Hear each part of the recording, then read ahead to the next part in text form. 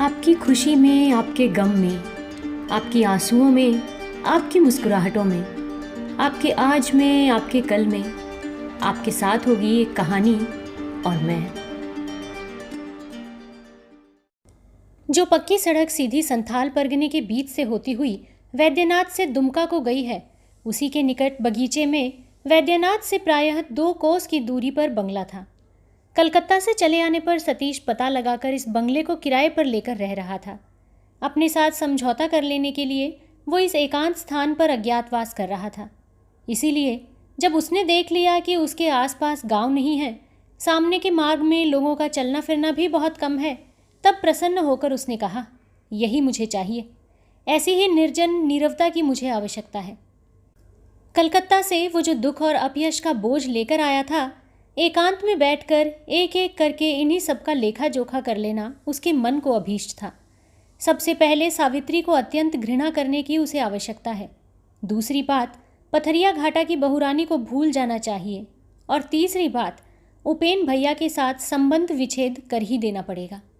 इन सब कठिन कामों को इस वन में बैठकर पूरा कर डालना ही उसका उद्देश्य है।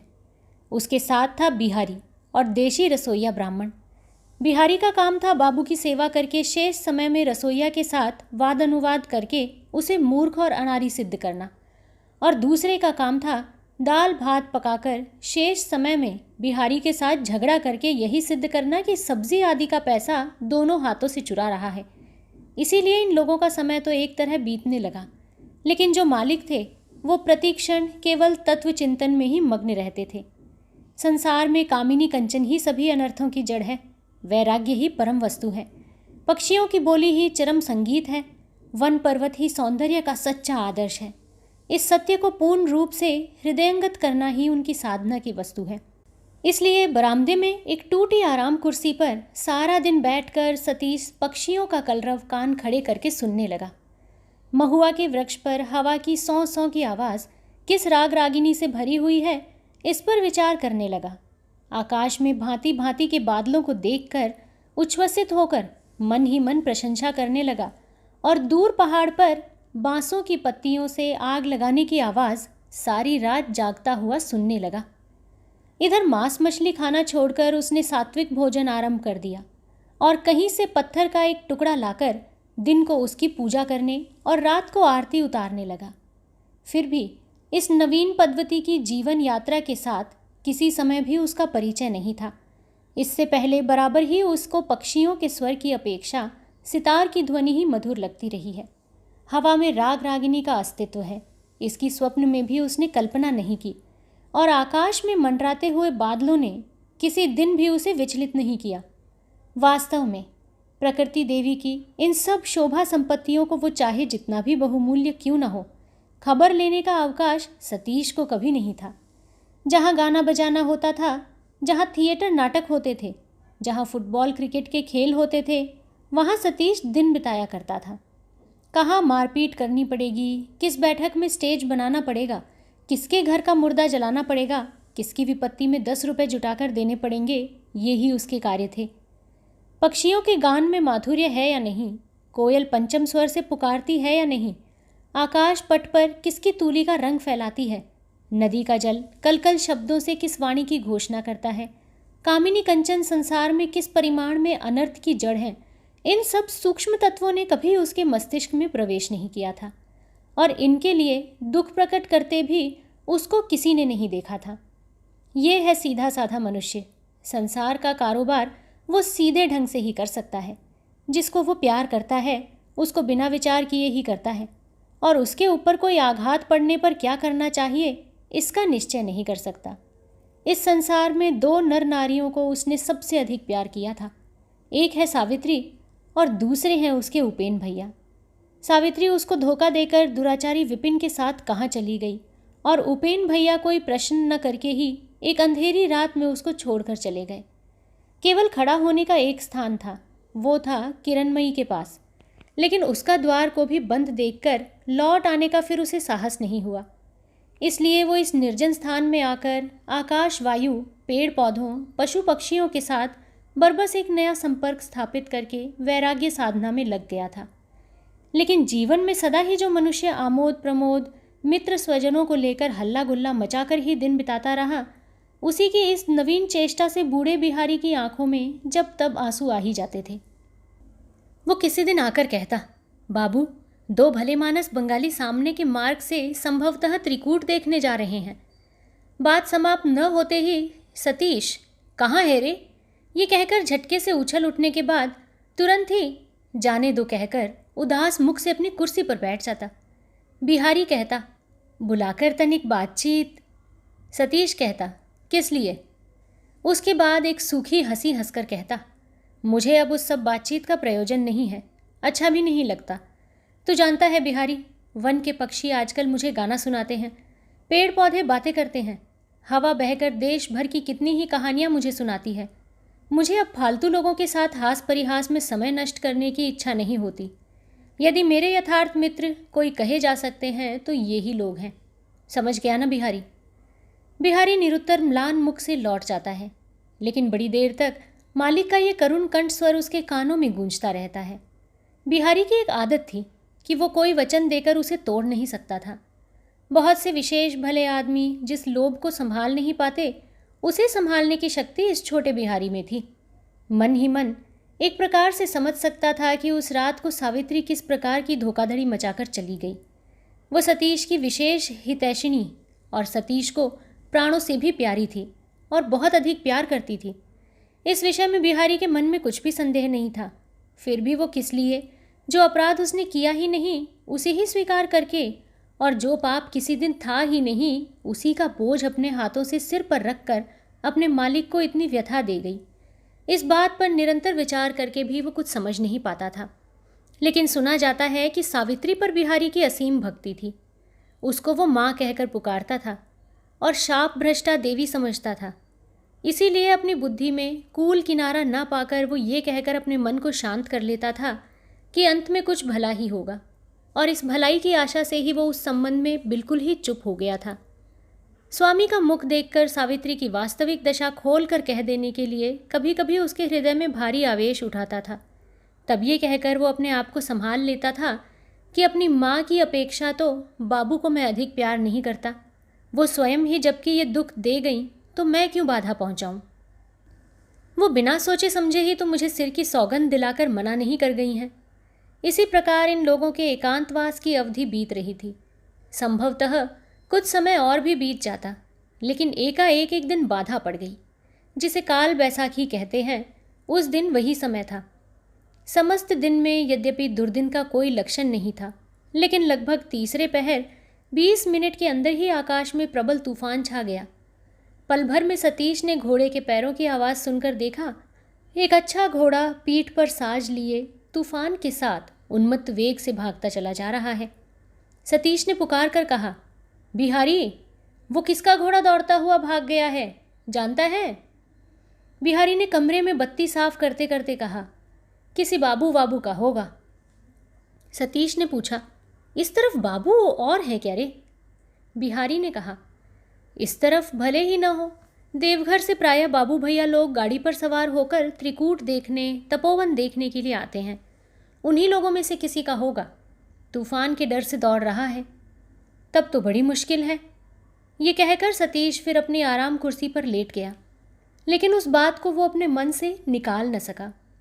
उसके मन में विचार उठने लगा, कुछ भी हो, स्त्री के साथ रहने से विपत्ति तो साधारण नहीं हो सकती। इस स्थान में गाड़ी पालकी तो दूर की बात है, एक आदमी की सहायता पाना भी कठिन है। इसके अतिरिक्त संध्या होने में तो देर नहीं है, संभवतः वर्षा होने लगेगी। सतीश बैठा न रह सका, बरामदे के कोने से लाठी उठाकर बाहर निकल पड़ा। मार्ग में आकर उसने देखा, पत्थरों का चूरा आंधी के वेग से छर्रों की भांति शरीर में बिंध रहा है और संपूर्ण मार्ग में धूल और बालू से अंधेरा हो गया है।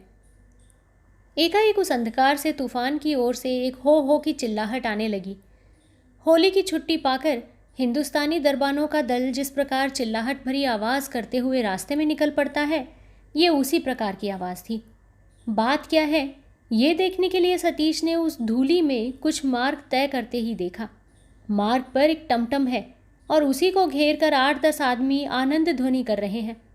किसी के सिर पर टोपी है, किसी के सिर पर पगड़ी है। सभी का पहनावा हिंदुस्तानी है। ये आनंद किस बात का है, ये बात जानने के लिए सतीश ने और कई कदम आगे बढ़ते ही देखा टमटम की एक बाँह पकड़कर एक स्त्री माथा झुकाए अत्यंत सिमटी हुई खड़ी है और उसी को लक्ष्य करके जमा हुए लोग जिस जिस भाषा का प्रयोग कर रहे हैं उसे उच्चारण कर पाना किसी सभ्य आदमी के लिए संभव नहीं है। सतीश को पहले ये ध्यान आया कि ये लोग इस ओर कहीं इस स्त्री को लेकर आनंद मनाने आए थे और कब घोड़ा भाग जाने से एक प्रकार की खुशी मनाने लगे। एक बार उसने सोचा कि लौट जाए, लेकिन मालूम नहीं वो क्यों आज किसी प्रकार भी कौतूहल रोक न सका। ठीक उसी समय आश्चर्य के साथ उसकी निगाह पड़ गई उस स्त्री के पहनावे पर। संध्या और बालू के अंधकार में भी जान पड़ा कि उसका पहनावा मानो बंगाली स्त्रियों की तरह का है। पैरों में लखनऊ के बने जूते नहीं हैं, बल्कि अंग्रेज स्त्रियां जो पहनती हैं वो ही हैं। अकस्मात उस स्त्री ने ऊंचे स्वर से पुकार कर कहा, महाशय मुझे बचाइए। बचाइए? एक ही क्षण में सतीश के वैराग्य का नशा हवा हो गया। कामिनी अत्यंत घृणित है, इस तत्व को वो भूल गया। बाघ की तरह कूदकर वो एकदम ही उस औरत के निकट जा खड़ा हुआ। उसने कहा, क्या हुआ है? उस स्त्री ने इतनी देर तक अकेले बहुत ही कष्ट सहन किया था, इस बार मुंह ढककर बैठ गई और रोने लगी। सतीश ने व्यग्र होकर पूछा, क्या बात है, क्या हो गया? ये लोग मेरा बहुत अपमान कर रहे हैं। अपमान कर रहे हैं? कौन है ये लोग? मैं नहीं जानती। जानती नहीं हो? सतीश एक ही साथ बहुत से प्रश्न कर बैठा। तुम कौन हो? कहाँ से आई हो? तुम्हारे घर के लोग कहाँ हैं? ये गाड़ी किसकी है? उस स्त्री ने आंखें पोंछकर रुंधे कंठ से कहा, मेरा सईस घोड़ा पकड़ने के लिए साथ साथ दौड़ता गया है और कोई नहीं है। मैं त्रिकूट देखने के लिए आई थी, प्रायः आती हूँ। वहाँ से ही ये लोग मुझे तंग करते आ रहे हैं। सतीश ने क्रुद्ध होकर कहा, अच्छा किया है। आप क्या मेम साहब हैं कि टमटम हाँक कर इतनी दूर तक आई हैं? आप क्या अंग्रेज़ की स्त्री हैं कि जहाँ भी इच्छा हो अकेले जाने पर कोई भय नहीं है? हमारे देसी आदमी असहाय देसी स्त्रियों को पाने से उसका अपमान करेंगे, उनके ऊपर अत्याचार करेंगे। यही है इस देश का नियम। इसे क्या आपके माँ बाप नहीं जानते? ये कहकर हिंदुस्तानियों में जो सबसे बड़ा था उसके ऊपर अग्नि दृष्टि डालकर उसने कहा, तुम लोग यहाँ खड़े क्यों हो? उसने कहा, हमारी खुशी। उन लोगों की आंखों की ओर देखने से ही समझ आता था कि उन्होंने या तो भांग, गांजा अथवा दोनों ही वस्तुओं का सेवन किया है। सतीश ने हाथ से सीधा मार्ग दिखाकर संक्षेप में कहा, जाओ। उत्तर में उस व्यक्ति ने अपने मुंह को अत्यंत विकृत बनाकर कहा, अरे जाओ रे। प्रत्युत्तर में सतीश ने उसके गाल पर ऐसा ही एक थप्पड़ लगा दिया कि वो उसे रे शब्द को ही जरा सा खींच लेने का अवसर भर पा गया।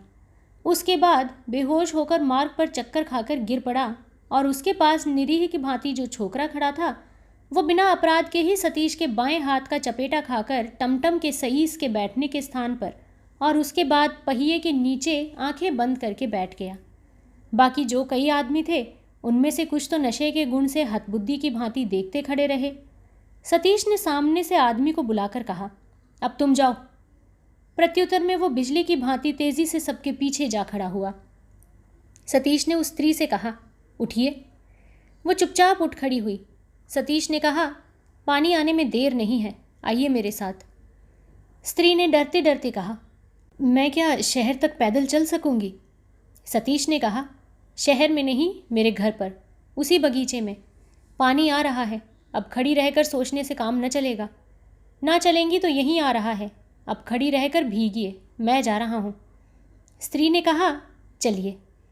बूंद बूंद पानी गिरना आरंभ हो गया और आंधी का वेग शिथिल होने पर भी रुका नहीं था।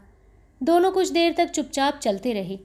बगीचे के फाटक के सामने एकाएक सतीश बोला, लेकिन घर पर कोई स्त्री नहीं है, मैं अकेला रहता हूँ।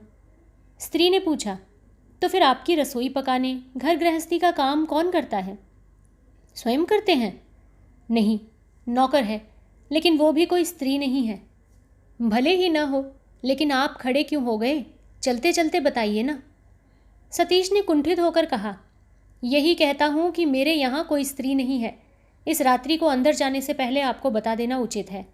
स्त्री ने कहा, यदि उचित है तो वही क्यों न बता दिया, लेकिन मैं अब खड़ी नहीं रह सकती, मेरे हाथ पैर काँप रहे हैं। इसके अतिरिक्त मुझे बड़ी प्यास लगी है। आइए आइए, कहकर सतीश घबराकर अंधेरे बगीचे में मार्ग दिखाता हुआ चलने लगा। इन सब भद्दी घटनाओं के बाद ये कैसे थक गई है, ये मन ही मन अनुभव करके सतीश लज्जित हो उठा।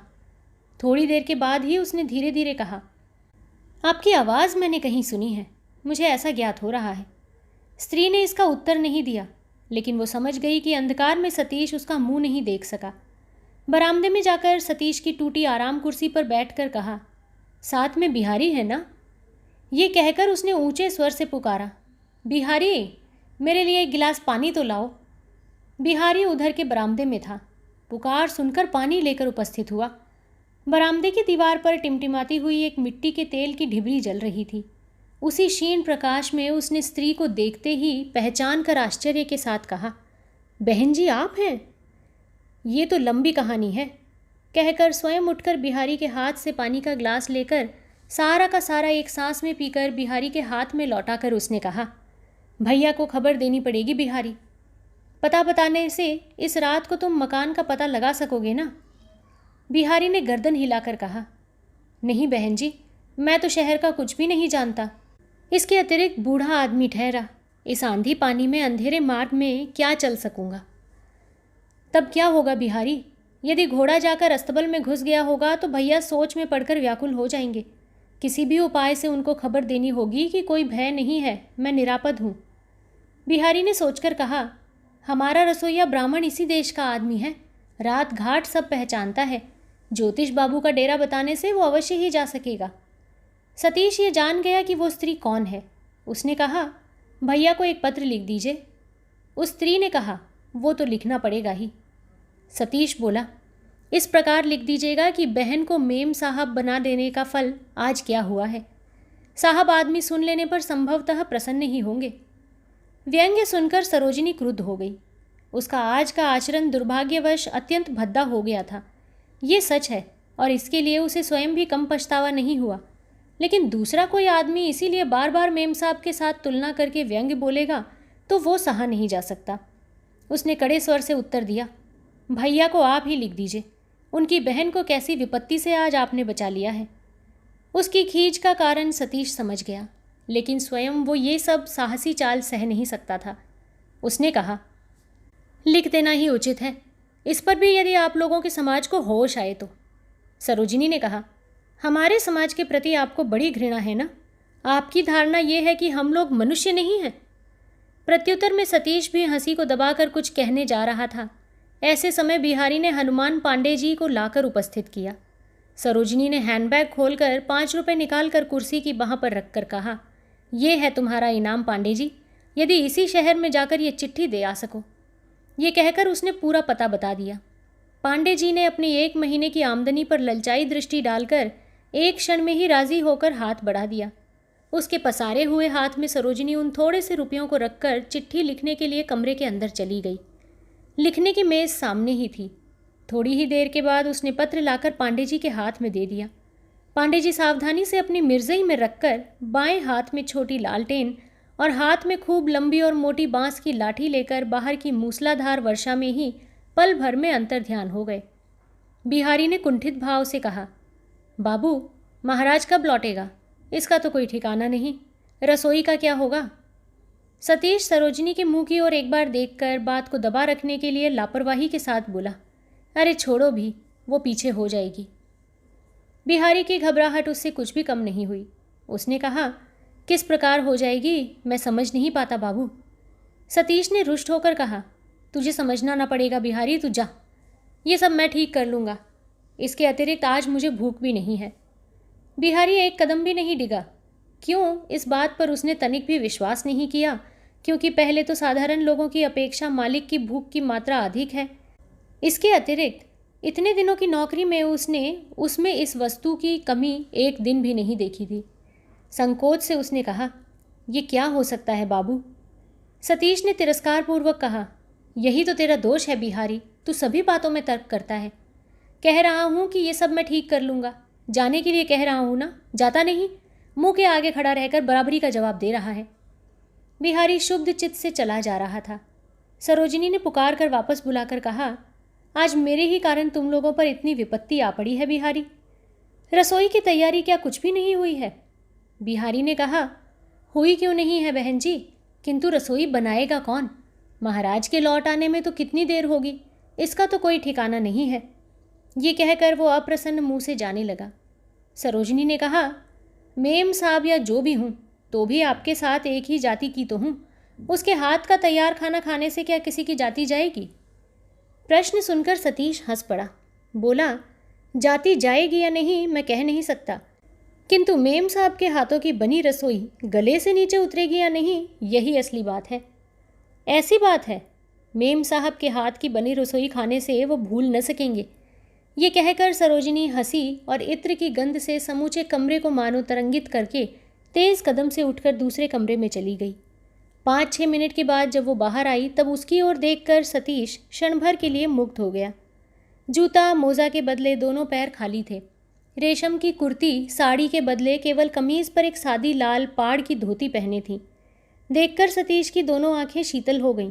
उच्छ्वसित कंठ से बोला, क्या ही सुंदर आज दिखाई पड़ रही हैं, मानो लक्ष्मी देवी ही हैं।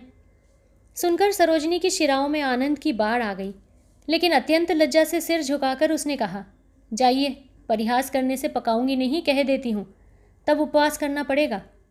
लेकिन इस लज्जा को उसने उसी क्षण दबा लिया, क्योंकि वो जानती थी लज्जा को प्रश्रय देने से वो उत्कट हो उठती है। इसीलिए सिर ऊपर उठाकर उसने हंसते हुए कहा, प्रशंसा बाद में होगी, अब रसोई घर किस मोहल्ले में है दिखा देने को कह दीजिए। कहकर वो स्वयं ही आगे बढ़ गई। भोजन करने के बाद बरामदे में 2 कुर्सियों पर दोनों ही आमने सामने बैठे थे। सरोजिनी ने कहा, एक बात हम लोगों में से किसी के ध्यान में नहीं आई कि भैया के मकान का पता यदि महाराज ढूंढने पर न लगा सका तो स्वयं ही एक गाड़ी बुला लाएगा, लेकिन ये यदि न हो सका तो क्या होगा सतीश बाबू? सतीश ने कहा, ये बात ध्यान में आने पर भी विशेष कोई लाभ न होता। इतनी रात को इतनी दूर कोई गाड़ी वाला भी संभवतः आना नहीं चाहता। या तो आपको यहीं रात्रिवास करना पड़ेगा या फिर पैदल चलना पड़ेगा। इसके अतिरिक्त तीसरा उपाय नहीं है। मैं पैदल चल सकती हूँ, लेकिन आपके अतिरिक्त किसी अन्य के साथ नहीं। इसका अर्थ मेरे साथ जाने से ही क्या विपत्ति की संभावना नहीं है? क्यों नहीं? लेकिन उसकी पूरी जिम्मेदारी आपके ऊपर है। जवाबदेही आपको करनी पड़ेगी, मुझे नहीं। सतीश ने कहा, मुझे क्यों जवाबदेही करनी पड़ेगी? मेरा अपराध? और किसी के सामने आप भले ही न कर सकें, अपने सामने तो करनी ही पड़ेगी। ये कहकर एकाएक सरोजिनी चुप हो गई। सतीश ने फिर उसका प्रतिवाद नहीं किया, लेकिन उसको स्पष्ट अनुभव किया। दोनों की क्षणिक नीरवता के बीच से लज्जा की हवा का एक झोंका बह गया। कोई आ रहा है ना? ये कहकर सरोजिनी कुर्सी छोड़कर उठ पड़ी और कुछ देर तक बरामदे की रेलिंग पर टिककर अंधेरे बगीचे की ओर देखती हुई खड़ी रही। थोड़ी ही देर के बाद जब कोई नहीं है कहकर वो अपने स्थान पर लौट आई और अपने कपड़े लते एक बार फिर अच्छी तरह संभाल कर बैठ गई, तब सतीश कोई बात ही न कह सका। इसके बाद दोनों ही चुप होकर बैठे रहे। तब तक बाहर तूफान बंद हो जाने पर भी वर्षा रुकी नहीं थी। एकांत स्थान में स्वलव प्रकाश युक्त बरामदे में ये दोनों तरुणावस्था के नर नारी एक दूसरे के आमने सामने जब नीरव होकर बैठे रहे, तब एक और अंधे देवता अंतरिक्ष में अवश्य ही मुंह दबाकर हंसे होंगे। आज की ये उद्यम चंचल बाह्य प्रकृति अपनी सारी सजीवता के संघर्ष से सतीश के निराश तथा पीड़ित चित्त को फिर एक मार्ग की ओर तीव्र गति से प्रेरित करने लगी। सरोजिनी ने एकाएक प्रश्न किया, आपके इस वनवास का अर्थ क्या है? सतीश बोला, अर्थ कुछ अवश्य ही है। वो तो है ही, लेकिन किसी को भी न बताकर क्यों भाग आए? लेकिन मैं भाग आया हूँ, ये समाचार किसने दिया? सरोजिनी ने ज़रा हंसकर कहा, समाचार को मैंने स्वयं ही आविष्कार किया है। आप जिस दिन सवेरे चले आए उस दिन मैं स्वयं आपके डेरे पर जा पहुंची थी। सतीश ने आश्चर्य से कहा, समझ गया। उपेन भैया संभवतः मुझे ढूंढने के लिए गए थे और आप उनके साथ थीं। वो जाएंगे ये मैं जानता था, लेकिन मुझे अनुपस्थित पाकर उन्होंने क्या कहा? सरोजिनी ने कहा, उन्होंने अवश्य ही कुछ कहा था, लेकिन मैंने सुना नहीं, क्योंकि वो स्वयं वहाँ नहीं गए। मेरे हाथ से उन्होंने चिट्ठी भिजवा दी थी। सतीश ने पूछा, उसके बाद? सरोजिनी ने कहा, मैंने जाने पर सुना आप सवेरे की गाड़ी से चले गए हैं। मन में न जाने क्या विचार आया कि ब्राह्मण महाराज से कहकर दरवाज़ा खुलवाकर सारे डेरे को घूम घूम कर मैंने देखा। बाहर के बरामदे में एक साड़ी सूख रही थी। पूछने पर ज्ञात हुआ कि यह कपड़ा है माई जी का। वो बीमार हैं, आप उनको लेकर पश्चिम को चले गए हैं। अच्छा, वो हैं कौन और हैं कहाँ? यहाँ इस डेरे में तो उनको मैं देख नहीं रही हूँ। सतीश का चेहरा पीला पड़ गया। कुछ देर तक मौन रहकर कहा, ब्राह्मण महाराज ने कहा कि मैं उनको साथ लेकर पश्चिम को चला गया हूँ। बदमाश, झूठा। उपेन भैया ने उस पर विश्वास कर लिया। सतीश के मुंह का भाव और कंठ स्वर सुनकर सरोजनी आश्चर्य में पड़ गई। उसने कहा, उपेन बाबू तो थे नहीं, और विश्वास करने में भी दोष क्या है? ये माई जी आपकी कौन है सतीश बाबू? सतीश ने उपेक्षा से कहा, मेरी कौन? कोई भी नहीं। हमारे पुराने डेरे की नौकरानी, शैतान, बदमाश औरत। बूढ़ी उम्र में बीमारी से मर रही है, इसलिए कुछ भीख मांगने आई थी। मैं उसको लेकर पश्चिम को चला गया हूँ। हरामजादा उल्लू मेरे सामने कहे तो मैं उसका। सरोजनी के आश्चर्य का ठिकाना नहीं रहा। थोड़ी देर तक चुपचाप देखती रहकर उसने कहा, दासी, लेकिन इस बात से आप इतना उत्तेजित क्यों हो रहे हैं? सतीश ने कहा, अनुचित निंदा करने से कौन उत्तेजित नहीं होता, बताइए। वो उस रात को बेहोश हो गई थी। सतीश ने ठीक उसी तरह उत्तेजित स्वर से कहा, हाँ, हो गई थी, लेकिन उससे भी क्या हुआ? उसका बेहोश हो जाना क्या मेरा अपराध है? और आप भी उसके बारे में इतने सम्मान के साथ बातें क्यों कर रही हैं? घर की दासियों और नौकर चाकरों से आप लोग आप जैसी आज्ञा कहकर बातें करती हैं। सरोजनी ने इसका उत्तर नहीं दिया। वो मौन होकर बैठी रही।